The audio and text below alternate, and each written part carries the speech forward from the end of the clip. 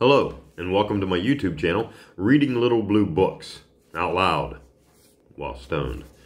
Today we're going to do part 2 of Little Blue Book number 277, and it is titled, The Man Without a Country, written by Edward Everett Hale. And this is a true story. So, here we go. Part 2. And then the old man took off his own sword of ceremony, and gave it to Nolan, and made him put it on. The man told me this, who saw it.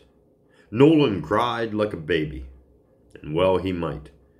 He had not worn a sword since the infernal day at Fort Adams, but always afterwards, on occasions of ceremony, he wore that quaint old French sword of the Commodore's. The captain did mention him in the dispatches. It was always said he asked that he might be pardoned. He wrote a special letter to the Secretary of War, but nothing ever came of it. As I said, that was about the time when they began to ignore the whole transaction at Washington, and when Nolan's imprisonment began to carry itself on because there were nobody to stop it, without any new orders from home. I have heard it said that he was with Porter when he took possession of the Nakawai Islands. Not this Porter, you know, but old Porter, his father, Essex Porter. That is, the old Essex Porter, not this Essex. As an artillery officer who had seen service in the West, Nolan knew more about fortifications, embrasures, ravelins, stockades, and all of that than any of them did. And he worked with a right good will in fixing that battery all right. I have always thought it was a pity Porter did not leave him in command there with Gamble. That would have settled all the questions about his punishment. We should have kept the islands, and at this moment we should have one station in the Pacific Ocean. Our French friends, too, when they wanted this little watering place, would have found it was preoccupied by Madison and the Virginians. Of course, flung all that way. Of course, but Madison and the Virginians, of course, flung all that away. All that was near 50 years ago. If Nolan was then 30 then, he must have been near 80 when he died. He looked 60 when he was 40. But he never seemed to me to change a hair afterwards. As I imagine his life, from what I have seen and heard of it, he must have been in every sea, and yet almost never on land. He must have known, in a formal way, more officers in our service than any man living knows.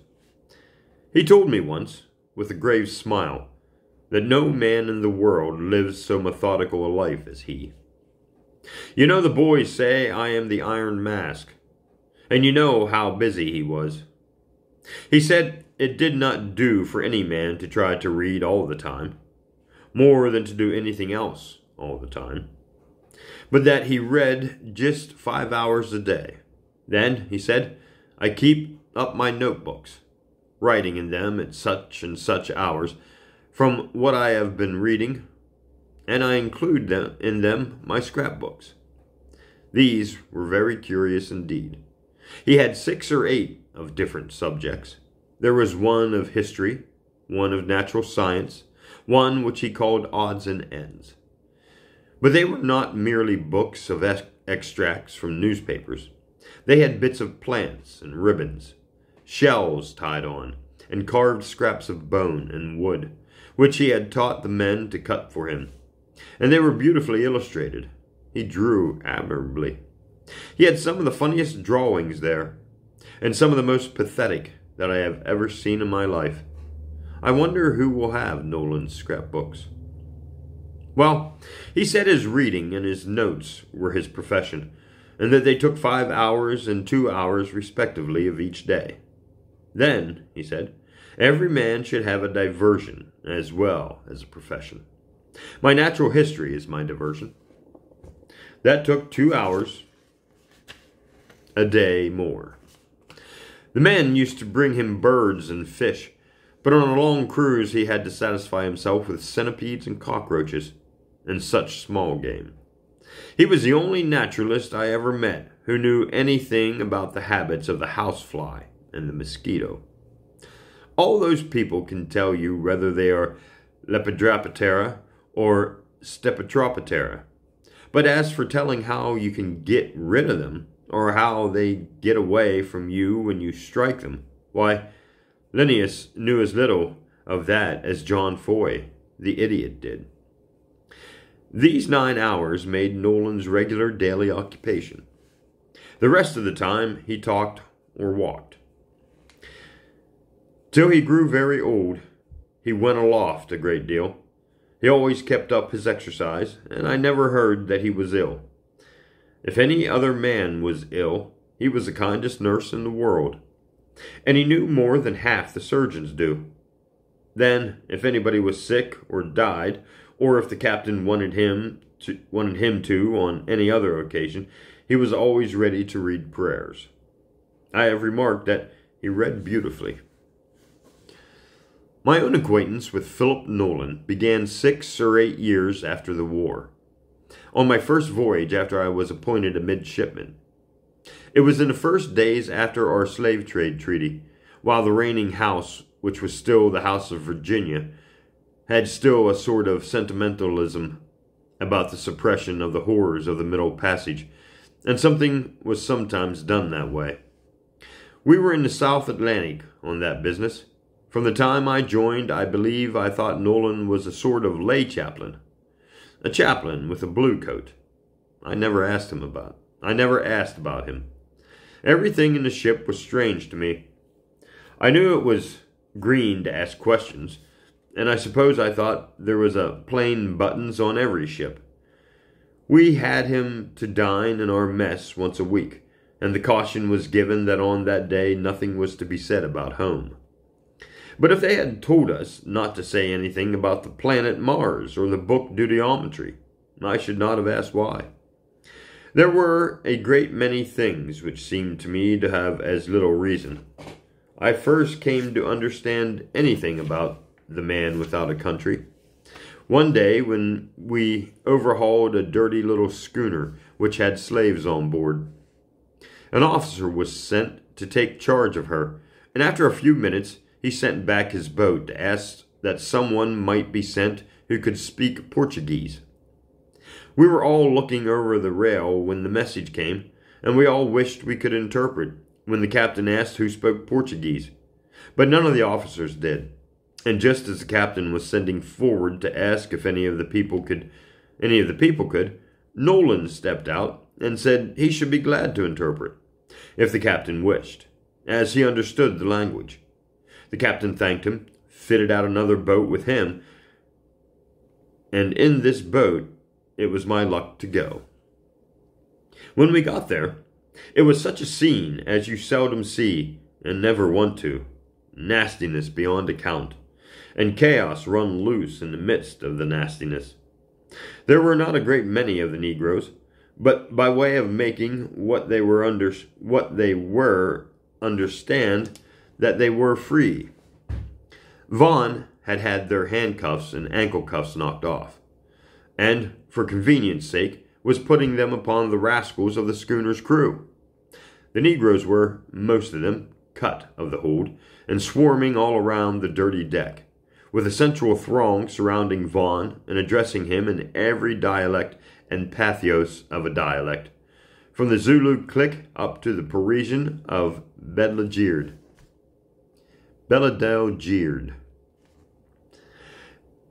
As we came on deck, Vaughan looked down from a hogshead on which he was mounted in desperation and said, "For God's love, is there anybody who can make these wretches understand something?" The men gave them rum, and that did not quiet them. I knocked that big fellow down twice, and that did not soothe him. And then I talked Choctaw to all of them together, and I'll be hanged if they understood that as well as they understood the English. Nolan said he could speak Portuguese, and 1 or 2 fine-looking crewmen were dragged were dragged out, who, as it had been found already, had worked for the Portuguese on the coast of Ferdinand Po. "Tell them they are free," said Vaughan, "and tell them that these rascals are to be hanged as soon as we can get rope enough." Nolan put that into Spanish. That is, he explained it in such Portuguese as the crewmen could understand, and they in turn to such of the Negroes as could understand them.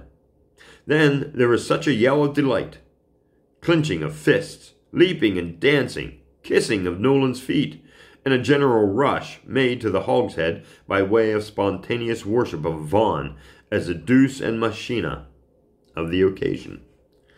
"Tell them," said Vaughan, well pleased, "that I will take them all to Cape Palmas." This did not answer so well. Cape Palmas was practically as far from the homes of most of them as New Orleans or Rio de Janeiro was. That is, they would be eternally separated from home there, and their interpreters, as we could understand, instantly said, "Ah, non-Palmas," and began to propose infinite other expedients in most valuable and most voluble language.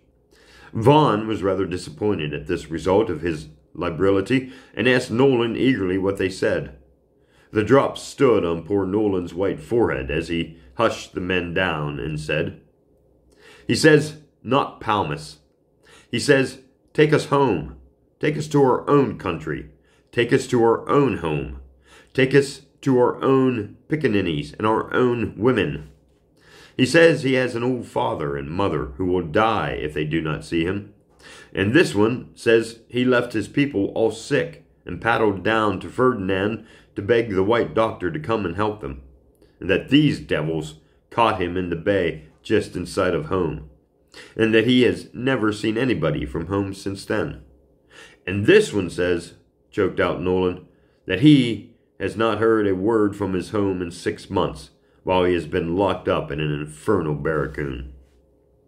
Vaughan always said he grew gray himself while Nolan struggled through his interpretation. I, who did not understand anything of the passion involved in it, saw that the very elements were melting with fervent heat, and that something was to pay somewhere. Even the Negroes themselves stopped howling as they saw Nolan's agony, and Vaughan's almost equal agony of sympathy. As quick as he could get words, he said, "Tell them yes, yes. Tell them they shall go to the mountains of the moon if they will. If I sail the schooner through the great white desert, they will go home." And after some fashion, Nolan said so. And then they all fell to kissing him again, and wanted to rub his nose with theirs. But he could not stand it long, and getting Vaughan to say he might go back, he beckoned me down into our boat. As we lay back in the stern sheets, and the men gave way, he said to me, "Youngster, let that show you what it is to be without a family, without a home, and without a country. And if you are ever tempted to say a word or to do a thing that shall put a bar between you and your family, your home, and your country, pray God in his mercy to take you that instant home to his own heaven. Stick by your family, boy. Forget you have a self, while you do everything for them. Think of your home, boy. Write and send and talk about it. Let it be nearer and nearer to your thought the farther you have to travel from it, and rush back to it.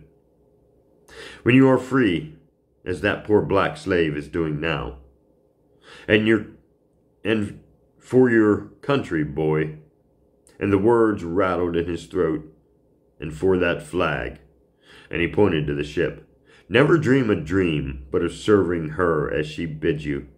Though the service carry you through 1,000 hells, no matter what happens to you, no matter who flatters you or who abuses you, never look at another flag. Never let a night pass but you pray God to bless that flag. Remember, boy, that behold, all these men you have to do with Behind officers and government and people even, there is the country herself, your country. And that you belong to her as you belong to your own mother. Stand by her, boy, as you would stand by your mother. If those devils there had got hold of her today, I was frightened to death by his calm, hard passion. But I blundered out that I would, by all that was holy, and that I had never thought of doing anything else. He hardly seemed to hear me, but he did, almost in a whisper, say, "Oh, if anybody had said so to me when I was of your age." I think it was this half-confidence of his, which I never abused, for I never told this story till now, which afterward made us great friends. He was very kind to me. Often he sat up, or even got up, at night, to walk the deck with me when it was my watch. He explained to me a great deal of my mathematics, and I owe to him my taste for mathematics. He lent me books and helped me about my reading. He never alluded so directly to his story again, but from one and another officer I have learned in 30 years what I am telling. When we parted from him in St. Thomas Harbor at the end of our cruise, I was more sorry than I can tell. I was very glad to meet him again in 1830, and later in life, when I thought I had some influence in Washington, I moved heaven and earth to have him discharged. But it was like getting a ghost out of prison. They pretended there was no such man, and never was such a man. They will say so at the department now. Perhaps they do not know. It will not be the first thing in the service of which the department appears to know nothing. There is a story that Nolan met Burr once on one of our vessels, when a party of Americans came on board in the Mediterranean.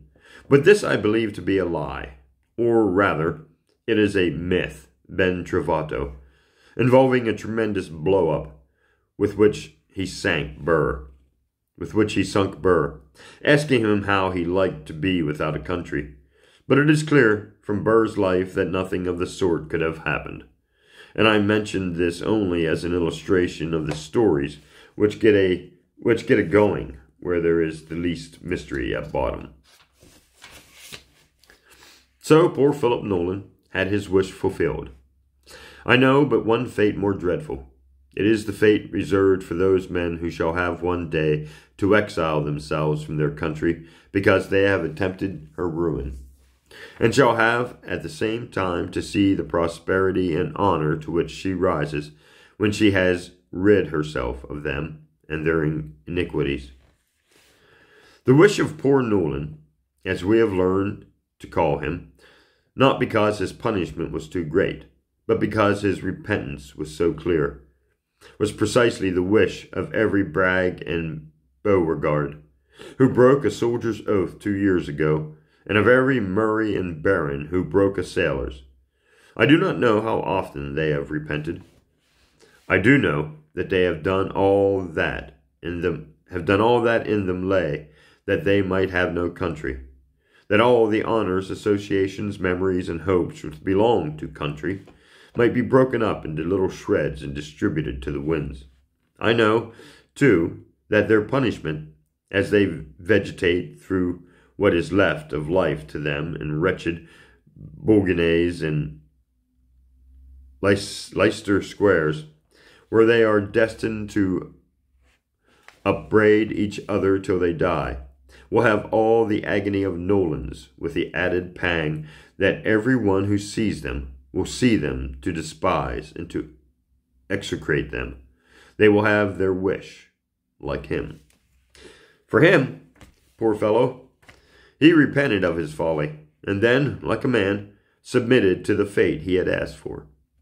He never intentionally added to the difficulty or delicacy of the charge of those who had him in hold.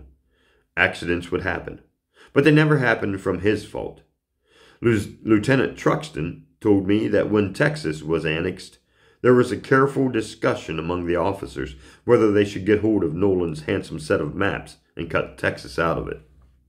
From the map of the world and the map of Mexico, the United States had been cut out when the Atlas was brought for him, but it was voted, rightly enough, that to do this would be virtually to reveal to him what had happened, or, as Harry Cole said, to make him think old Burr had succeeded.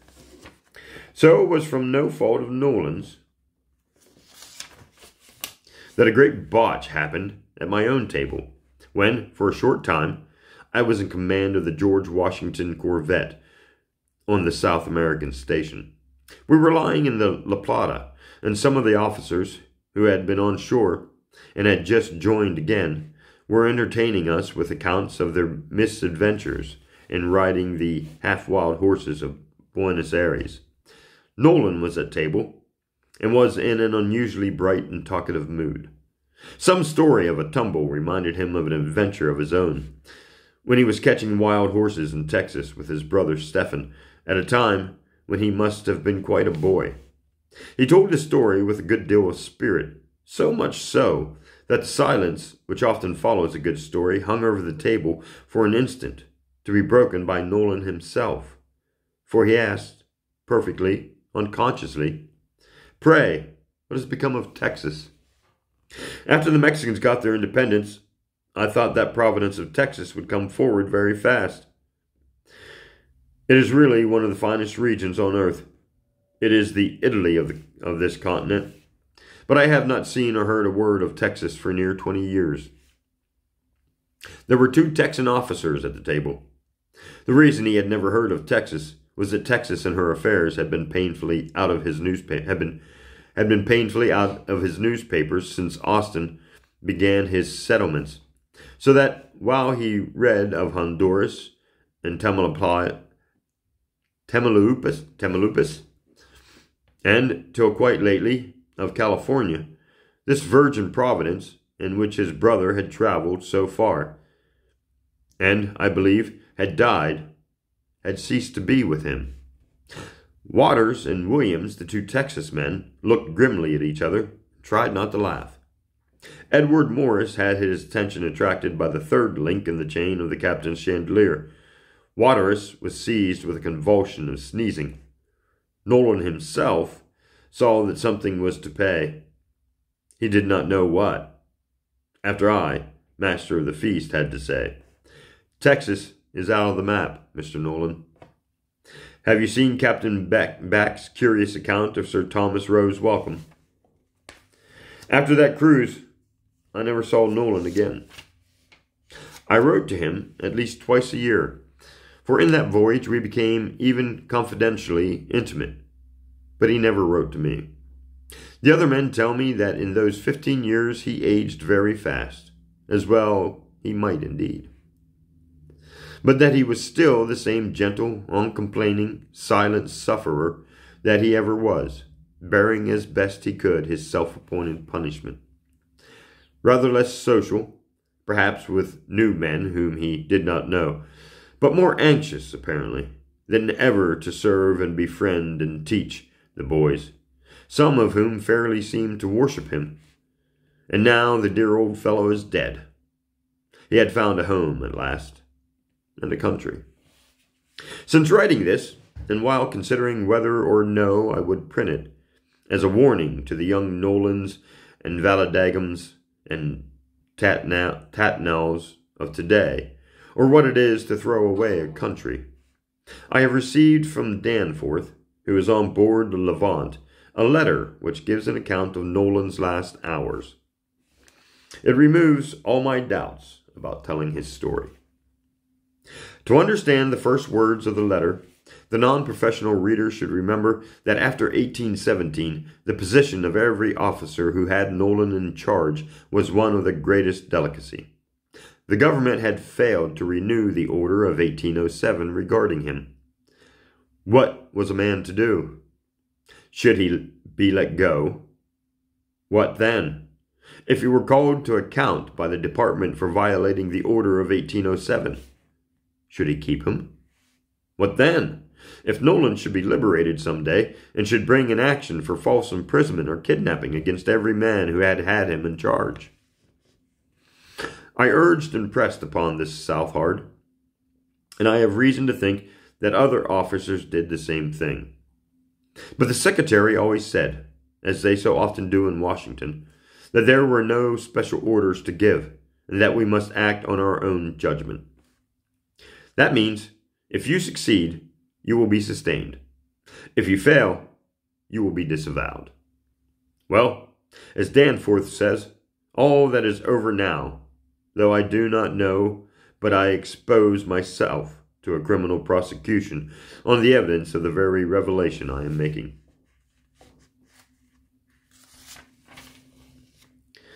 Here is the letter.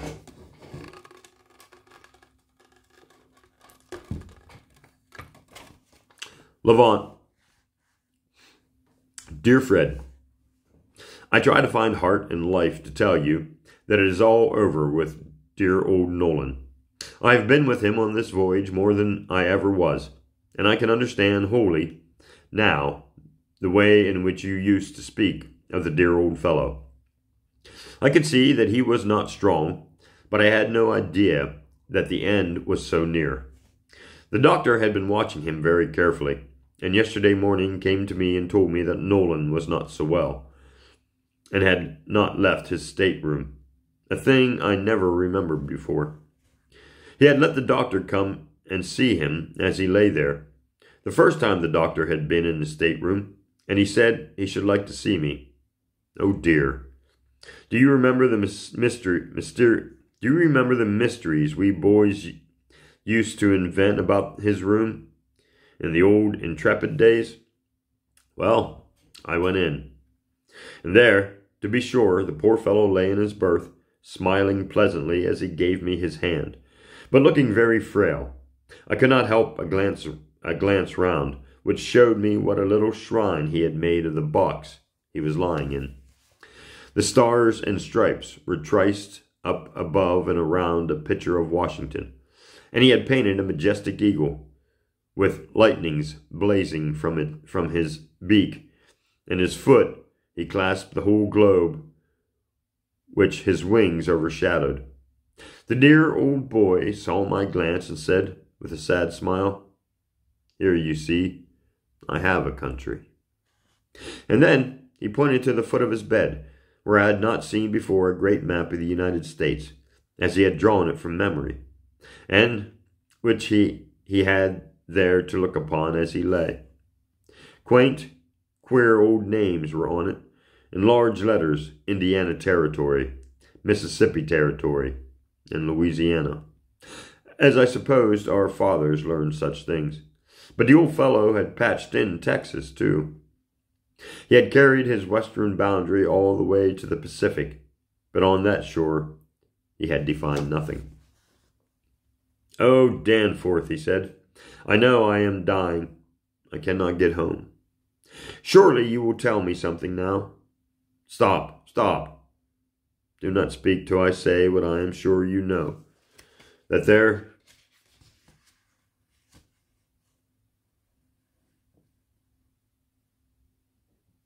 Come on, page. That there is not in this ship, that there is not in America, God bless her, a more loyal man than I. There cannot be a man who loves the old flag as I do, or prays for it as I do, or hopes for it as I do. There are 34 stars in it now, Danforth. I thank God for that, though I do not know what their names are. There has never been one taken away.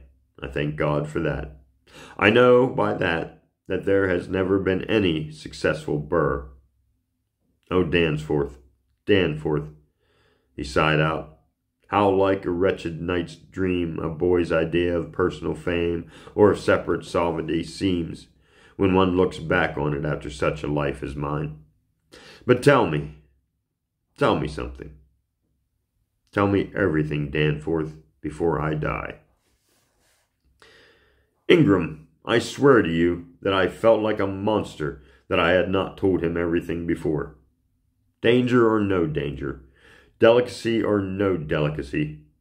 Who was I that I should have been acting the tyrant all this time over this dear sainted old man, who had years ago expated in his whole manhood's life the madness of a boy's treason?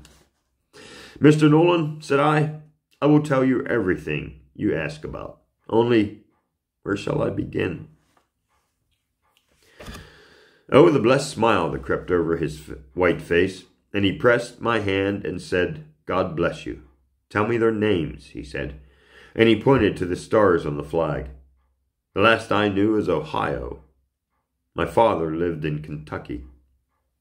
But I have guessed Michigan and Indiana and Mississippi. That was where Fort Adams is. They make 20. But where are your other 14?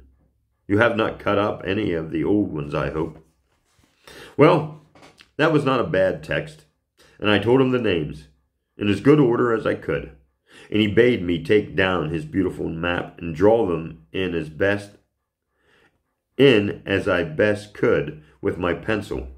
He was wild with delight about Texas, told me how his brother died there. He had marked a gold cross where he supposed his brother's grave was, and he had guessed at Texas. Then he was delighted as he saw California and Oregon, that, he said, he had suspected partly because he had never been permitted to land on that shore, though the ships were there so much. And the men, he said, laughing, brought off a good deal besides furs. Then he went back, heavens, how far, to ask about the Chesapeake and what was done to Barron for surrendering her to the Leopard, and whether Burr ever tried again. And he ground his teeth with the only passion he showed. But in a moment that was over, and he said, God forgive me, for I am sure I forgive him. Then he asked about the old war, told me the true story of his serving the gun the day we took the Java, asked about dear old David Porter, and he called him. Then he settled down more quietly and very happily to hear me tell in an hour the history of 50 years. How I wished it had been somebody who knew something. But I did as well as I could. I told him of the English war. I told him about Fulton and the steamboat beginning. I told him about old Scott and Jackson. Told him all I could think about the Mississippi and New Orleans and Texas, and his own old Kentucky. And do you think he asked who was in command of the Legion of the West? I told him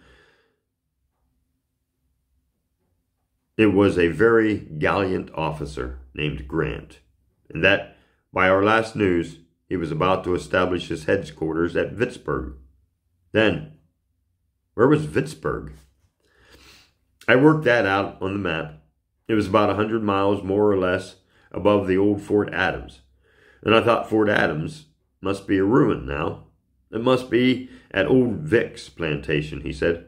Well, that is a change. Pardon me. I tell you, Ingram, it was a hard thing to condense the history of half a century into that talk with a sick man, and I do not now know what I told him. Of emigration and the means of it, of steamboats and railroads and telegraphs, of inventions and books and literature, of the colleges and West Point and the naval schools, but with the queerest interruptions that ever you heard. You see, it was Robinson Crusoe, asking all the accumulated questions of 56 years.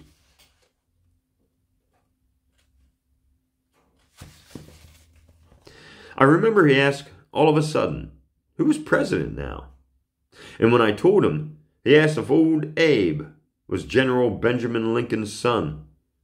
He said he met old General Lincoln when he was quite a boy himself at some Indian treaty. I said no, that old Abe was a Kentuckian like himself, but I could not tell him of what family. He had worked up from the ranks. Good for him, cried Nolan. I am glad of that. As I have brooded and wondered, I have thought our danger was in keeping up those regular successions in the first families. Then I got talking about my visit to Washington. I told him of meeting the Oregon Congressman Harding. I told him about Smithsonian and the exploring expedition. I told him about the Capitol and the statues for the pediment, the Crawfords' Liberty, the Greenburghs' Washington. Ingham, I told him everything I could think of that would show the grandeur of his country and its prosperity. But I could not make up my mouth to tell him a word about this infernal rebellion. And here is a note at the bottom of this notation, at the bottom of this page, and it says, this story was written in 1863.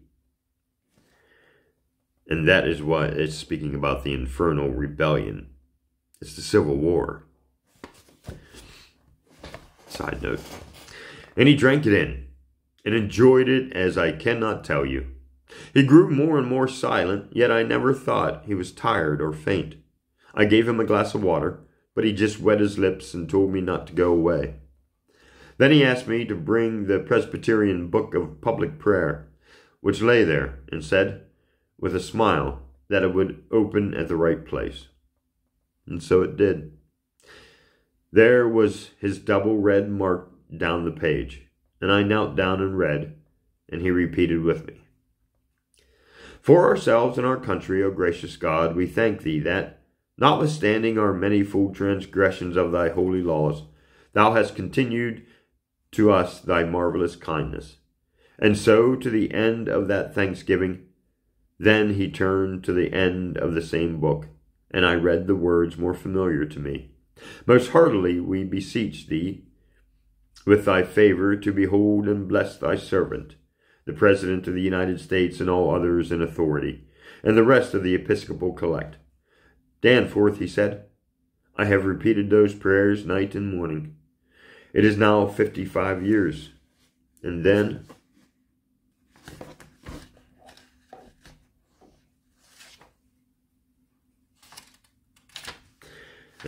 he said he would go to sleep.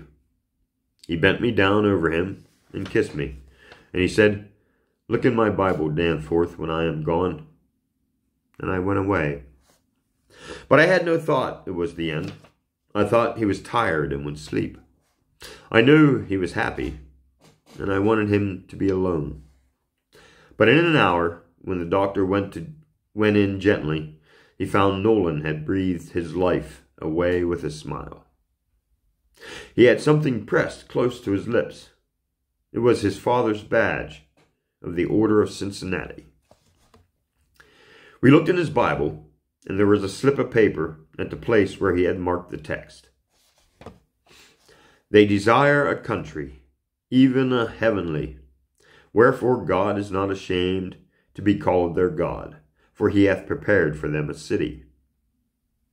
On this slip of paper he had written, bury me in the sea. It has been my home, and I love it. But will not someone set up a stone for my memory at Fort Adams or at Orleans, that my disgrace may not be more than I ought to bear? Say on it, the man without a country, in memory of Philip Nolan, Lieutenant in the Army of the United States. He loved his country as no other man has loved her, but no man deserved less at her hands.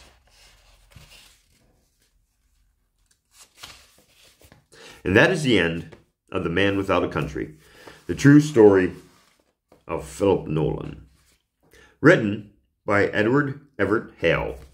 Thanks for listening, and join me in the next Little Blue Book.